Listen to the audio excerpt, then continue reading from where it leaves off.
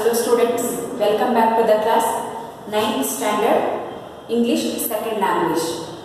So already we have completed the lesson My Beginnings. So in this class we are going to learn about the text and the vocabulary section. So please open your textbook, children.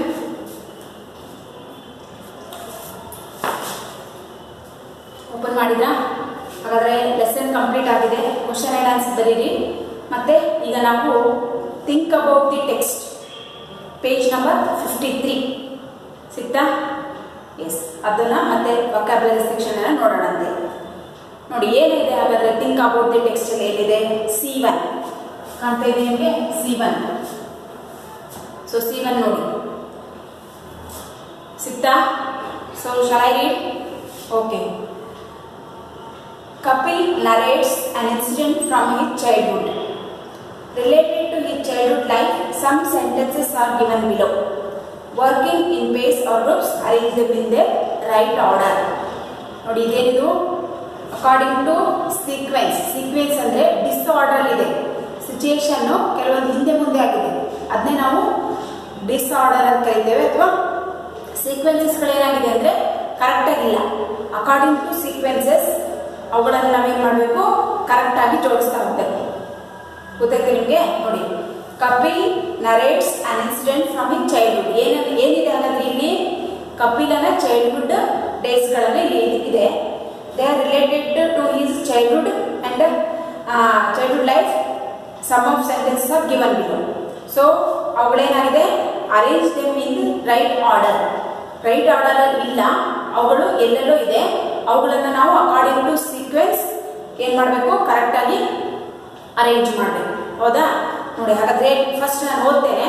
ಅವುಗಳನ್ನು ಓದಿದಾಗ ಯಾವ್ದು first ಬರುತ್ತೆ, ಯಾವ್ದು second ಅನ್ನೋದು ನಮಗೆ ಗೊತ್ತಾಗುತ್ತೆ. ನೋಡಿ, first one. A lady lived down the road and she had beautiful garden. She entered the guest for tea right under the papaya tree. Two of others were on the road on the other side of the wall. One day, Kapil and his friends climbed over the wall and perched on the tree. Then, what the day Kapil discovered the rash that papaya sap can cause. She took great pride in papaya and pomegranate which she had grown in her garden. Two friends once who had been outside ran away, but Kapil and his friends had to sit for nearly 2 hours till the tea party ended. So ಈ ಎಲ್ಲ ಸೆಂಟೆನ್ಸ್ಗಳನ್ನು ನೀವೆಲ್ಲಿ ಕೇಳಿದ್ದೀರಾ? ನಾವು lesson ಮಾಡಬೇಕಾದ್ರೆ, ನೀವು ಪಾಠ ಓದಬೇಕಾದ್ರೆ ಕೇಳಿದ್ದೀರಲ್ವಾ? ಹಾಗಾದರೆ ಇಲ್ಲಿ ಯಾವುದು ಫಸ್ಟ್ ಬರುತ್ತೆ? ಈ ಕೊಟ್ಟಿರುವಂಥ ಸೆಂಟೆನ್ಸ್ಗಳಲ್ಲಿ ಯಾವುದು ಫಸ್ಟ್ ಬರುತ್ತೆ ಅನ್ನೋದನ್ನು ನಾವು ಬರೀಬೇಕು. ಹಾಗಾದರೆ ಈ ಇನ್ಸಿಡೆಂಟ್ಗಳನ್ನು ಓದಿದಾಗ ಇಲ್ಲಿ ಯಾವ್ದು ಫಸ್ಟು ಯಾವ್ದು ನೆಕ್ಸ್ಟು ಅನ್ನೋದು ನಮ್ಗೆ ಗೊತ್ತಾಗುತ್ತೆ. ಹಾಗಾದರೆ ಫಸ್ಟ್ ಯಾವ್ದು ಬರ್ಬೋದು? ನೋಡಿ, ಇವುಗಳನ್ನು ಇಲ್ಲಿರುವಂಥ 8 ಸೆಂಟೆನ್ಸ್ಗಳನ್ನು ಓದಿದಾಗ ಯಾವ್ದು ಫಸ್ಟ್ ಬರುತ್ತೆ? ಹಾಗಾದರೆ A lady lived down the road and she had a beautiful garden. So ಅಲ್ಲೊಂದು ಈ ಸಿಚುವೇಶನ್ಗೆ ತಕ್ಕ ಹಾಗೆ 1 by 1 ಬರೀತಾ ಹೋಗ್ಬೇಕು. ಹಾಗಾದ್ರೆ ಇಲ್ಲಿ ಫಸ್ಟ್ ಯಾವ್ದು ಬರುತ್ತೆ? ಎ ಇದೆಯಲ್ವಲ್ಲಿ C1 ಅಲ್ಲಿ ಎ ಕೊಟ್ಟಿದ್ದಾರೆ. So that is the first one. A sentence ಏನಿದೆ ಅಂದರೆ a lady lived down the road and she had a beautiful garden. ಹೌದಲ್ವಾ? ಇದಿದೆ. ನೆಕ್ಸ್ಟ್ ಸೆಕೆಂಡ್ ಯಾವ್ದು ಬರುತ್ತೆ? ಹಾಗಾದರೆ ಶಿ ಎಂಟರ್ಡ್ ದ ಬರಲ್ಲ. ನೆಕ್ಸ್ಟು ಎಸ್ ಎಫ್ ಇದೆಯಲ್ಲ, ದಟ್ ಈಸ್ ಸೆಕೆಂಡ್. ಏನಿದೆ ಹಾಗಾದರೆ? She took great pride in papaya and pomegranate which she had grown in her garden.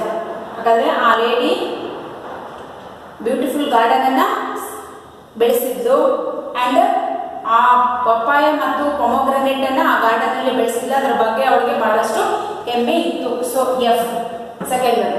ಹೌದಲ್ವಾ? ನೆಕ್ಸ್ಟ್ ಮೂರನೇದು ಯಾಕಂದ್ರೆ ಡಿ ಇದೆಯಲ್ಲ, ಥರ್ಡ್ ಒನ್. ಏನಿದೆ ಡಿ ಹಾಗಾದ್ರೆ? One day Kapil and his friends climb over the wall and perched on the tree. ನೋಡಿ, ಅವುಗಳ ಬಗ್ಗೆ ಅವಳು ಹೆಮ್ಮೆ ಇತ್ತು. ಒಂದು ದಿನ ಕಪಿಲ್ ಮತ್ತು ಕಪಿಲನ ಫ್ರೆಂಡ್ಸ್ ಏನು ಮಾಡಿದ್ರು? ಆ ಒಂದು ಗಾರ್ಡನ್ ಅಲ್ಲಿ ಇದ್ದಂತಹ ಪಪ್ಪಾಯಿ ಮತ್ತು ಪೊಮೊಗ್ರನೇಟ್ಗಳನ್ನು ಇದೆ ಅಂತ ಹೇಳಿ ಅವರು ಏನು ಮಾಡಿದ್ರು, ಮರದಲ್ಲಿ ಏರಿ ಆ ಹಣ್ಣುಗಳೆಲ್ಲ ತಗೊಳ್ಳೋದಕ್ಕೆ ಹೋದರು. So one day Kapil and his friends climb over the wall and perched on the tree. ಹೌದಾ, ಕಾಂಪೌಂಡಿಂದ ಏರಿ ಮರವನ್ನು ಏರಿ ಕುತ್ಕೊಂಡ್ರು. ಸೊ ನೆಕ್ಸ್ಟ್ ಯಾವುದಾದ್ರೆ ಬಿ ಇದೆಲ್ಲ ದಟ್ ಇಸ್ ಫಾರ್ ಒನ್. ಏನಾಗಿದೆ ಬಿ ಹಾಗಾದ್ರೆ, she entered the guest for tea right under the papaya tree. ನೋಡಿ, ಅವ್ರು ಯಾವಾಗ ಗೋಡೆ ಹತ್ತಿ ಮರ ಹತ್ತಿದ್ರು, ಆ ಮರ ಹತ್ತಿದ ಮೇಲೆ ಆ ಲೇಡಿ ಗೆಸ್ಟ್ಗಳ ಜೊತೆ ಟೀ ಪಾರ್ಟಿ ಮಾಡೋದಕ್ಕೆ ಆ ಮರದ ಕೆಳಗಡೆನೆ ಬಂದು ಕೂತ್ಕೊಂಡ್ರು. ಹೌದಲ್ವಾ? ಹಾಗಾಗಿನೇ so B is the fourth one. She entered the guest for tea right under the papaya tree. Then next one ಯಾವುದು? ಸಿ ಇದೆಯಲ್ಲ, so that is fifth one. C ಏನಿದೆ ಹಾಗಾದ್ರೆ, two of others were on the road on the other side of the wall. ಹಾಗಾದ್ರೆ ಎಷ್ಟು ಮರ ಹತ್ತಿದ್ರ? ಇಬ್ರು ಗೋಡೆಯಿಂದ ಹೊರಗಿದ್ರು, ಇಬ್ರು ಗೋಡೆಯ ಮೇಲಿದ್ರಲ್ವಾ. Two others were on the road on the other side of the wall. Then next G ಇದೆಯಲ್ಲ, ದಟ್ ಇಸ್ ಸಿಕ್ಸ್ತ್ ಒನ್. ಏನಿದೆ ಜಿ ಹಾಗಾದ್ರೆ, two friends one who had been outside ran away. Two friends ಅಲ್ಲಿ ಒಬ್ಬ ಹೊರಗಡೆ ಇದ್ನಲ್ಲ, ಅವ್ರು ಬಂದ ತಕ್ಷಣ ಅವನು ಏನ್ ಮಾಡ್ದ? ಓಡಿ ಹೋದ. Then seventh one. But Kapil and his friends had to sit for nearly 2 hours till the tea party ended. ಹಾಗಾದ್ರೆ ಅವನು ಓಡಿ ಹೋದ ಹೊರಗಡೆ ಇರೋನು, ಕಪಿಲ್ ಮತ್ತು ಕಪಿಲ್ನ ಫ್ರೆಂಡ್ ಏನು ಮರದ ಮೇಲೆ ನಿಂತ್ಕೊಂಡಿದ್ರಲ್ಲ, ನಿಯರ್ಲಿ 2 hours ಅವರ ಟೀ ಪಾರ್ಟಿ ಎಂಡ್ ಆಗೋ ತನಕನು ಅವ್ರು ಎಲ್ಲಿದ್ರು? ಮರದ ಮೇಲೆ ಇದ್ರು. And lastly E, so that is 8th. E ಏನಿದೆ ಹಾಗಾದ್ರೆ, that was the day Kapil discovered the rash that papaya sap can cause. ಆ ದಿನ ಅವನು ಒಂದು ಹೊಸ ಅನ್ವೇಷಣೆಯನ್ನ ಮಾಡಿದ, ಹೊಸ ಒಂದು ಶೋಧನೆಯನ್ನ ಮಾಡಿದ. ಏನಪ್ಪಾ ಅಂದ್ರೆ, 2 ತಾಸು ಪಪಾಯ್ ಟ್ರೀನಲ್ಲಿ ಕುತ್ಕೊಂಡಿದ್ದಲ್ವಾ, ಆ ಪಪಾಯ್ ಟ್ರೀನಲ್ಲಿ ಇದ್ದಂತ ಒಂದು ಜ್ಯೂಸ್, ಅದರಲ್ಲಿರುವಂತ ಒಂದು ಲಿಕ್ವಿಡ್ ಏನಿತ್ತಲ್ಲ, ಆ ಲಿಕ್ವಿಡ್ ಅವನ ಬಾಡಿ ಹತ್ತಿತ್ತಲ್ವಾ, ಅದು ಏನನ್ನ ಮಾಡುತ್ತೆ ಅಂತ ಗೊತ್ತಾಯ್ತು. ದಟ್ ಸ್ಯಾಪ್ ಅಂದ್ರೆ ಒಂದು ರೀತಿಯಾದಂತಹ ಒಂದು ಇರ್ಚಿಂಗ್ ಅನ್ನ ಅಥವಾ ಇದೆ ಒಂದು ರೀತಿಯಾದಂತಹ ಇರ್ಚಿಂಗ್ ಆಗುತ್ತೆ ಅನ್ನುವಂಥದ್ದು ಅವನಿಗೆ ಆವಾಗ ಗೊತ್ತಾಯಿತು. ಸೊ ದಟ್ ಈಸ್ ಇನ್ಫೆಕ್ಷನ್ ಆಗುತ್ತೆ ಅಂತ. That was the day Kapil discovered the rash that papaya sap can cause. So ಇದು ಯಾವ ಇನ್ಸಿಡೆಂಟ್ ಇದು? ಅವರು ಪಕ್ಕದ ಮನೆಯ ಲೇಡಿಯ ಕಾಂಪೌಂಡಲ್ಲಿ ಹಣ್ಣುಗಳಿತ್ತು, ಅವರು ಎಲ್ಲೋ ಹೊರಗೆ ಹೋಗಿದ್ದಾರೆ ಅಂತ ತಿಳ್ಕೊಂಡು ಇಬ್ರು ಫ್ರೆಂಡ್ಸ್ ಜೊತೆ ಹೋಗಿ ಅವನು ಕಪಿಲ್ ಏನ್ ಮಾಡಿದ? ಹಣ್ಣನ್ನು ಕೀಳೋದಕ್ಕೆ ಹೋಗಿದ್ದಲ್ವಾ, ಆ ಇನ್ಸಿಡೆಂಟ್ ಇದು. ಹಾಗಾಗಿ ಅಕಾರ್ಡಿಂಗ್ ಟು ಸೀಕ್ವೆನ್ಸ್ ನೀವೇನು ಮಾಡಬೇಕು? ಬರೀಬೇಕು. ಗೊತ್ತಾಯ್ತಾ? ಒನ್ಸ್ ಅಗೇನ್ ರೀಅರೇಂಜ್ ಮಾಡಿರೋವನ್ನ ನಾನು ಓದ್ತೇನೆ. ಹಾಗಾದ್ರೆ ಫಸ್ಟ್ ಯಾವ್ದು ಬರೀಬೇಕು ನೀವು? A day lived down the road and she had a beautiful garden. First. Second, she took great pride in papaya and a pomegranate which she had grown in her garden. Next third one day Kapil, ನೀವು ನೋಡ್ತಾ ಹೋಗಿ. One day Kapil and his friends climbed over the wall and perched on the tree. Then fourth one, she entered the guest for tea right under the papaya tree. Then fifth one, 2 of others were on the road on the other side of the wall. And 6, 2 friends, one who had been outside ran away. And 7th, but Kapil and his friend had to sit for nearly 2 hours till the tea party ended. And lastly, that was the day Kapil discovered the rash that papaya sap can cause. So ಗೊತ್ತಾಯ್ತು ನಿಮಗೆ ಈಗ ನೀವೇನು ಮಾಡಬೇಕು? Once again ಓದಿ ನಿಮ್ಮ ನೋಟ್ಸಲ್ಲಿ according to order ಬರೀತಾ ಹೋಗ್ಬೇಕು. ಇಲ್ಲಿ 1, 2 ನಂಬರ್ ಹಾಕಿದಾರಲ್ವಾ, ಈ ಸೆಂಟೆನ್ಸ್ಗಳು ಫಸ್ಟ್ ಬರಬೇಕು. ನೀವು ಈ ಸೆಂಟೆನ್ಸ್ಗಳನ್ನು ಪೂರ್ತಿಯಾಗಿ ನಿಮ್ಮ ನೋಟ್ಸಲ್ಲಿ ಬರೀತೀರಲ್ವಾ? ಇದು ಕ್ಲಿಯರ್ ಆಯ್ತಾ? So is it clear children? Yes, let's move on to the next.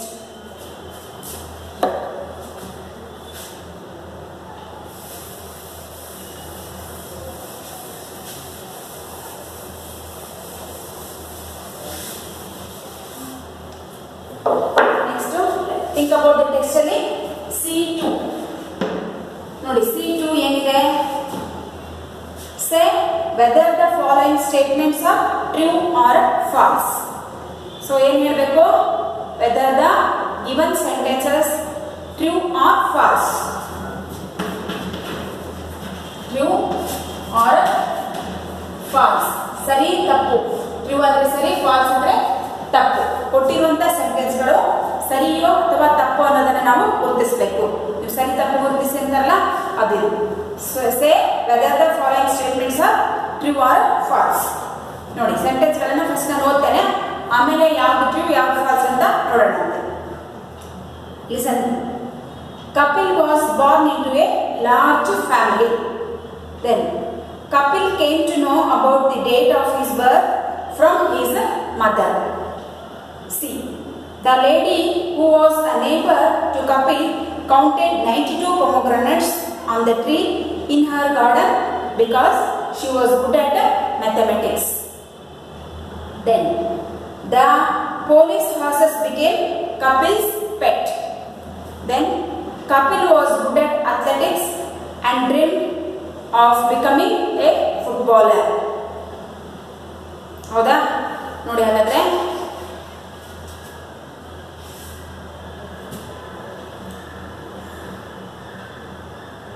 ಸಿಗ್ತಾ ನಿಮಗೆ? S,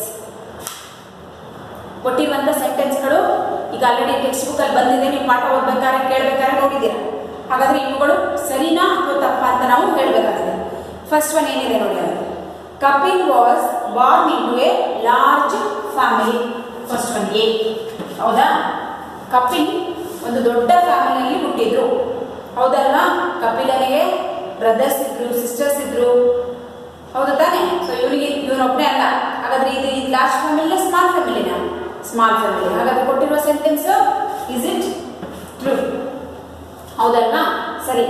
Kapil was born into a large family. True. Then Kapil came to know about the date of his birth from his mother. Kapil Dev ತನ್ನ ಒಂದು date of birth ಅನ್ನ ತನ್ನ ತಾಯಿಯಿಂದ ತಿಳಿದುಕೊಂಡ. ಹೌದಲ್ವಾ? Yes, that is also B is also true.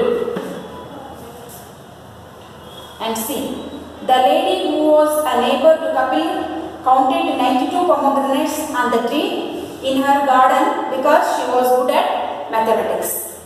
ನೋಡಿ, ಕಪಿಲನ ಮನೆ ಪಕ್ಕದಲ್ಲಿದ್ದಂಥ lady ತನ್ನ ಗಾರ್ಡನ್ ಅಲ್ಲಿದ್ದಂತಹ ಪಪಾಯ ಮತ್ತು ಪೊಮಗ್ರನೇಟ್ ಟ್ರೀಸ್ ಅಲ್ಲಿರುವಂತಹ ಹಣ್ಣುಗಳನ್ನ 92 ಇದೆ ಅಂತ ಅವಳು ಕೌಂಟ್ ಮಾಡಿದ್ದಲ್ವಾ? ಹಾಗಾದ್ರೆ ಯಾಕೆ ಕೌಂಟ್ ಮಾಡಿದ್ದು? ಅವಳು ಮ್ಯಾಥಮೆಟಿಕ್ಸ್ ಅಲ್ಲಿ ಜಾಣ ಇದೆ ಅಂತ ತೋರಿಸ್ಬೇಕಾಗುತ್ತಾ? ಇಲ್ಲ ಅಲ್ವಾ? ಸೊ ದಟ್ ಈಸ್ ಹಾಗಾದ್ರೆ ಏನಾದ್ರೆ ಸಿ ಏನದು true or false? Yes, false. Maths ಅಲ್ಲಿ ಜಾಣ ಇದೆ ಅಂತ ಹೇಳೋದಲ್ಲ ಅವಳು. ಬಿಕಾಸ್ ಅವಳು ಅವರ ಕಪಿಲ್ ಮತ್ತು ಕಪಿಲನ friends in any time they have to pluck the fruits. So that's why she every day counted that fruits, isn't it? Yes, that is false. Then the police horses became Kapil's pet. ಹೌದಾ? ಯಾವುದು? D. ಬರ್ಬರ್ತಾ police ಹಾರ್ಸಸ್ಗಳು Kapil ದೇವ್ರಿಗೆ ಏನಾಯ್ತು? Pet ಆಯ್ತು. ಅಂದ್ರೆ ಬಹಳ ಆತ್ಮೀಯವಾಗಿ police ಹಾರ್ಸಸ್ಗಳನ್ನು train ಮಾಡ್ತಾ ಇದ್ದ. ಹಾಗಾದ್ರೆ ಪೆಟ್ ಆಯ್ತಾ ಇಲ್ವೋ? ಪೆಟ್ ಅಂದ್ರೆ ಬಹಳ ಆತ್ಮೀಯವಾಗಿರೋದು, ಅವುಗಳ ಜೊತೆ ಬಹಳ ಇಂಟಿಮೇಟ್ ಆಗಿರೋದು. So that is also true. And then Kapil was good at athletics and dreamed of becoming football player. ಹೌದಲ್ವಾ? ಕಪಿಲ್ಗೆ ತನ್ನ ಚೈಲ್ಡ್ಹುಡ್ ಡೇಸ್ ಅಲ್ಲಿ ಯಾವುದರಲ್ಲಿ ಬಹಳ ಪರಿಣಿತಿನ ಪಡೆದಿದ್ದ? ಅಥ್ಲೆಟಿಕ್ಸ್ ಅಲ್ಲಿ. ಅಂಡ್ ಆಲ್ಸೋ ಏನಾಗಬೇಕು ಅನ್ಕೊಂಡಿದ್ದವನು? ಫುಟ್ಬಾಲ್ ಪ್ಲೇಯರ್ ಆಗಬೇಕು ಅನ್ಕೊಂಡಿದ್ದ. ಸರಿ ಅಲ್ವಾ? ಅದನ್ನು ಕೂಡ. So is also true. ಅಂದರೆ ಅವನು ಕ್ರಿಕೆಟ್ ಪ್ಲೇಯರ್ ಆದರೆ ಚೈಲ್ಡ್ಹುಡ್ ಡೇಸ್ ಅಲ್ಲಿ ಅವನು ಕ್ರಿಕೆಟ್ ಪ್ಲೇಯರ್ ಆಗಿಂತನೂ ಫುಟ್ಬಾಲ್ ಪ್ಲೇಯರ್ ಆಗಬೇಕಂತಾನೆ ಅನ್ಕೊಂಡಿದ್ದ. So that is come trues. So ಗೊತ್ತಾಯ್ತು ನಿಮಗೆ? They are the true or false. So once again I will read these sentences and tell the answer. Please note down it. Kapil was born into a large family. Yes, true. Kapil came to know about the date of his birth from his mother. So that is also true. The lady who was a neighbor to Kapil counted 92 pomegranates on the tree in her garden because she was good at mathematics. False. The police horses became Kapil's pet. Yes, true. Kapil was good at athletics and dreamt of becoming a footballer. Yes, that is also true. Is it clear, children? So please write down it and write on your notebook. Baritiralva? Then let's move on to the next part.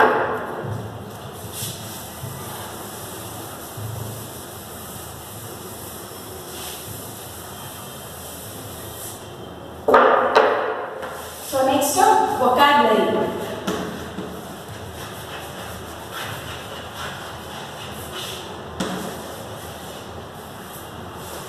ನೋಡಿ vocabulary ನಲ್ಲಿ ಹೇಳಿದೆ V1. Study the following sets of words. Pick out the one that does not belong. Say why it does not belong. ಹಾಗಾದ್ರೆ ಇಲ್ಲಿ V1 ಅಲ್ಲಿ ಏನು ಕೊಟ್ಟಿದ್ದಾರೆ? Add words ಕೊಟ್ಟಿದ್ದಾರೆ. Add words ಅಂದ್ರೆ ಗುಂಪಿಗೆ ಸೇರಿದ ಪದ, ಗೊತ್ತಲ್ವಾ? ಒಂದು 5 ವರ್ಡ್ಸ್ ಅನ್ನು ಕೊಟ್ಟು 5 ವರ್ಡ್ಸ್ ಅಲ್ಲಿ 4 ಒಂದೇ ಗುಂಪಿಗೆ ಸೇರಿರುತ್ತೆ, ಮತ್ತೊಂದು ಆ ಗುಂಪಿಗೆ ಸೇರಲ್ಲ. ಅದನ್ನ ನಾವು ಆಡ್ ವರ್ಡ್ಸ್ ಅಂತ ಕರಿತೇವೆ. ಸೊ ಯಾವುದು ಸೇರದಿರೋ ಅದನ್ನ ಏನ್ ಮಾಡಬೇಕು? Pick out from that. ಅದರಿಂದ ಆ ಗ್ರೂಪ್ ಇಂದ ಹೊರ ತೆಗಿಬೇಕು. ಮತ್ತೆ ಯಾಕೆ ಅದರಿಂದ ಹೊರಗಿರುತ್ತೆ ಅನ್ನೋ ರೀಸನ್ ಅನ್ನು ನಾವು ಕೊಡ್ಬೇಕು.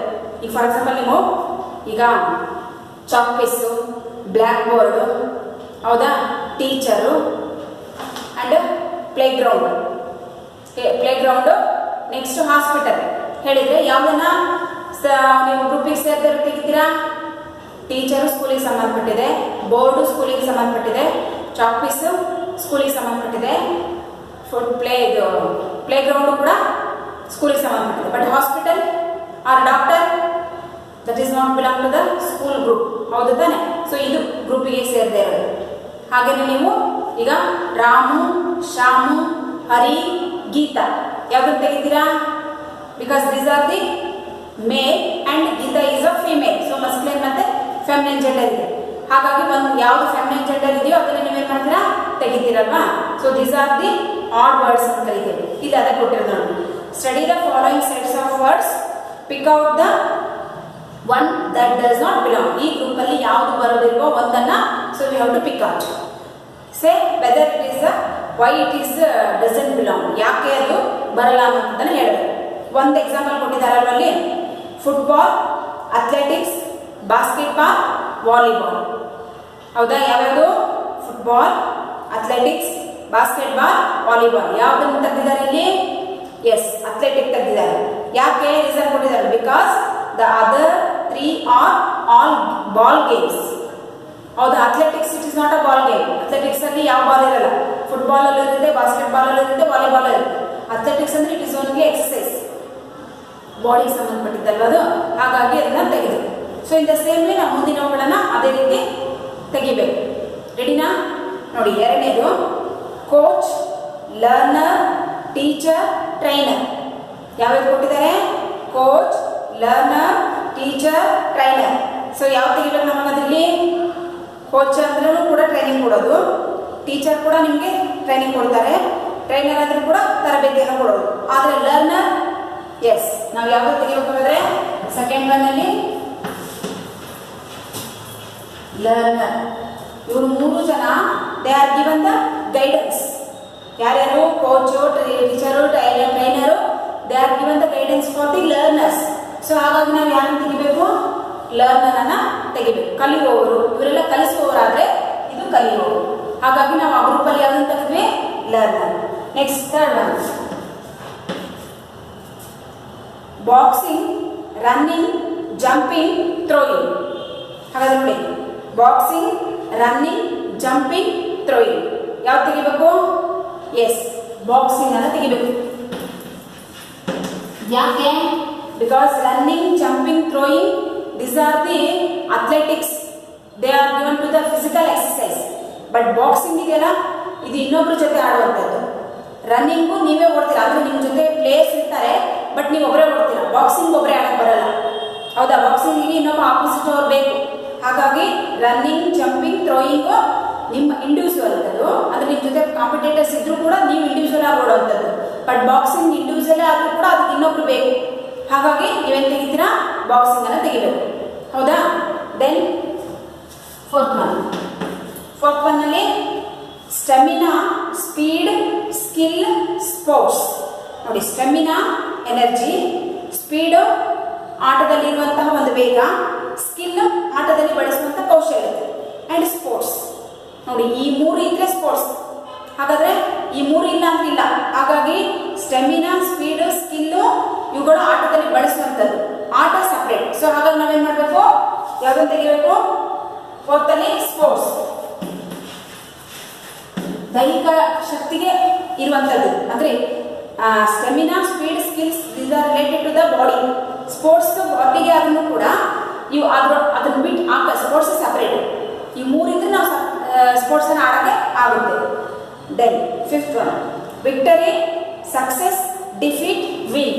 ಸೊ ಈಸಿಯಾಗಿ ಹೇಳ್ಬೋದಲ್ಲ ಯಾವುದು? S, defeat. ಯಾಕೆ? ವಿಕ್ಟರಿ ಅಂದ್ರೂ ಜಯನೇ, ಸಕ್ಸಸ್ ಅಂದ್ರೂ ಗೆಲ್ಲೋದೆ, ವಿನ್ ಅಂದ್ರೂ ಕೂಡ ಗೆಲುವೆ. ಆದರೆ ಡಿಫೀಟ್ ಅಂದ್ರೇನು? ಸೋಲು.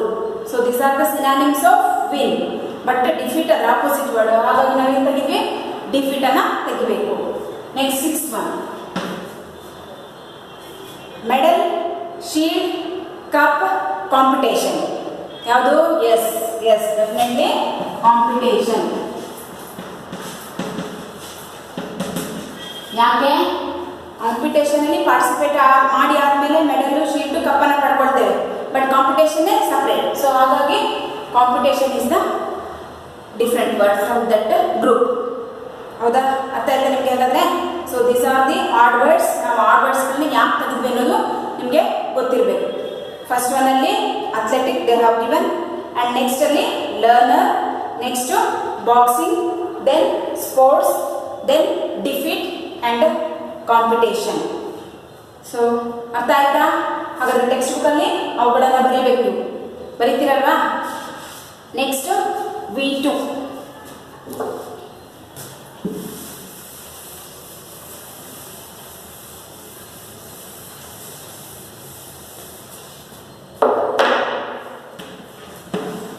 V2 ನಲ್ಲಿ ಏನಿದೆ ನೋಡಿ. Notice the words given in the brackets. Do you find anything special about these words? If you find, what is it? ನೋಡಿ, ಇಲ್ಲಿ ಕೆಲವೊಂದು ವರ್ಡ್ಸ್ಗಳನ್ನು ಕೊಟ್ಟಿದ್ದಾರೆ. ಯಾವ್ಯಾವುದು? Lick, munch, sip, drink, chew, swallow, eat, lap, dine, suck and gulp. ಕೇಳಿದ್ರಿ ಈ ವರ್ಡ್ಗಳನ್ನು ನೀವು? ಕೆಲವೊಂದು ಕೇಳಿರ್ಬೇಕು ಅನ್ಸುತ್ತೆ. ಮಂಚ್ ಕೇಳಿದ್ದೀರಾ, ಸಿಪ್ ಕೇಳಿದ್ದೀರಾ, ಡ್ರಿಂಕ್, ಚ್ಯೂ ಕೇಳಿದಿರಲ್ವಾ? ಬಿಕಾಸ್ ಎಲ್ಲಾನು ನೀವು ಚಾಕ್ಲೇಟ್ ತಿಂದಿದ್ದೀರಾ. ಇವೆಲ್ಲ ವರ್ಡ್ಸ್ ಚಾಕ್ಲೇಟ್ ತಿನ್ಬೇಕಾದ್ರೆ ಬರುತ್ತೆ, ನೀರು ಕುಡಿಬೇಕಾದ್ರೆ ಬರುತ್ತೆ. ಸೊ ದೀಸ್ ಆರ್ ತಿನ್ನುವಂಥ ವರ್ಡ್ಸ್ಗಳು. So these words are related to for eating. ನಾವು ಯಾವ್ಯಾವ ರೀತಿ ಏನನ್ನ ತಿಂತೀವಿ ಎಲ್ಲದಕ್ಕೂ ತಿನ್ನೋದಂತ ಹೇಳಲ್ಲ, ಬಟ್ ಎಲ್ಲದಕ್ಕೂ ಕೂಡ ಡಿಫ್ರೆಂಟ್ ವರ್ಡ್ಸ್ಗಳಿದೆ. ಹಾಗಾದರೆ ಇವುಗಳಂದ್ರೆ ಏನಂತ ತಿಳ್ಕೊಳ್ಳೋಣ ನೋಡಿ. ಲಿಕ್ ಅಂದರೆ ನಾಲ್ಗೆಲ್ಲ ನೆಕ್ಕೋದು. ಸೊ ಈಗ ನಾಯಿಗಳು ತಿನ್ನೋದನ್ನು ನೋಡಿದ್ದೀರಾ? ನಾಯಿ ಏನೋ ನೀರು ಹಾಕಿದ್ರೆ ಹೆಂಗೆ ಮಾಡುತ್ತೆ? ಸೊ ಅದಕ್ಕೆ ಲಿಕ್ಕಿಂಗ್ ಅಂತ ಹೇಳ್ತೇವೆ. The dog is licking the water ಅಂತ, ನೆಕ್ಕೋದು. ಮಂಚ್ ಅಂದರೆ, ಮಂಚ್ ಮೀನ್ಸ್ ಬಾಯಾಡ್ಸೋದು. ನೀವು ಮಂಚ್ ಚಾಕ್ಲೇಟ್ ತಿಂದಿದ್ದೀರಲ್ವಾ? ಮಂಚ್ ಹೆಸರಿದೆ, ಅದ್ರ ಮೀನಿಂಗ್ ಏನಾಗುತ್ತೆ ಗೊತ್ತಿಲ್ಲ ಮಿಸ್, ಬರೀ ಚಾಕ್ಲೇಟ್ ತಿಂದಿದ್ದೀವಿ ಅಷ್ಟೇ ಅಂತನಾ? ಮಂಚ್ ಅಂದರೆ ಬಾಯಾಡ್ಸು. ಅಂದರೆ ನೀವು ಚಾಕ್ಲೇಟ್ ಇಟ್ಕೊಂಡು ಆ ಕಡೆ ಒಂದ್ಸಲ ಈ ಕಡೆ ಒಂದ್ಸಲ ಮಾಡ್ತಿರ್ತಾನೆ, ಬಾಯಾಡ್ಸುವಂಥದ್ದು. ಸೊ ಮಂಚ್ ಅಂದರೆ ಎಲ್ಲ ತಿನ್ನುವಂಥದ್ದೇ, ಅದಕ್ಕೆ ಕೆಲವೊಂದು ಡಿಫ್ರೆಂಟ್ ವರ್ಡ್ಸ್ಗಳಿದೆ. ಸಿಪ್, ಜ್ಯೂಸನ್ನು ಸಿಪ್ ಮಾಡಿದಿರ್ತಾನೆ, ಕಾಫಿ ಸಿಪ್ ಮಾಡಿದ್ದೀರಾ, ಟೀ ಸಿಪ್ ಮಾಡಿದ್ದೀರಾ, ಹೀರೋದು. ಹೌದಾ? ಜ್ಯೂಸ್ ಹೀರೋದು ಅಂತ ಹೇಳ್ತೀರಲ್ವಾ? So that is.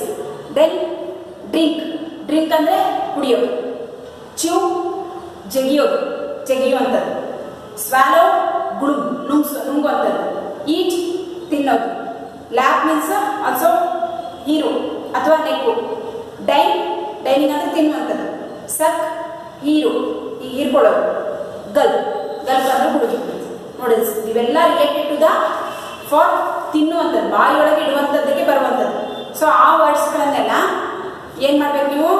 Discuss with your partner. ಅದನ್ನು ಓದ್ಕೊಂಡು fill in the blanks using the appropriate words given in the brackets. ಬ್ರಾಕೆಟಲ್ಲಿ ಕೊಟ್ಟಿರುವಂಥ ವರ್ಡ್ಸ್ಗಳನ್ನ ತಗೊಂಡು ಇಲ್ಲಿ ಕೊಟ್ಟಿರುವಂಥ ಫಿಲ್ ಇನ್ ದ ಬ್ಲ್ಯಾಂಕಿಗೆ ಏನು ಮಾಡಬೇಕು ನೀವು? ಫಿಲ್ ಅಪ್ ಮಾಡಬೇಕು. ನೋಡಿ, ಫಸ್ಟ್ ಒನ್ ನೋಡಿ. They had dash their way through 3 packets of biscuit. ಹೌದಾ? ಬಾಯಾಡಿಸಿದ್ರು. ಯಾವುದು? Yes, munch. They had munch their way through 3 packets of biscuits. Next, a cat dash up the drops split on the floor. ನೆಲದ ಮೇಲೆ ಇರುವಂತದ್ದನ್ನ ಈ ಋತುವನಕ್ಕೆ licks. A cat licks up the drops split on the floor. Then Ranjita was sitting at the table dash her coffee. Yes, that is sipping. Coffee sip ಮಾಡ್ತಾ ಇದ್ದಂತಲ್ವಾ. Next, you should dash plenty of water. ಏನು ಮಾಡಬೇಕು? Drink. You should drink a plenty of water. Then this nut is so tough I can hardly chew it. Chew. Satvika dashed the last drop of his coffee and asked for the bean. Swallow. Then gulumanta nungu.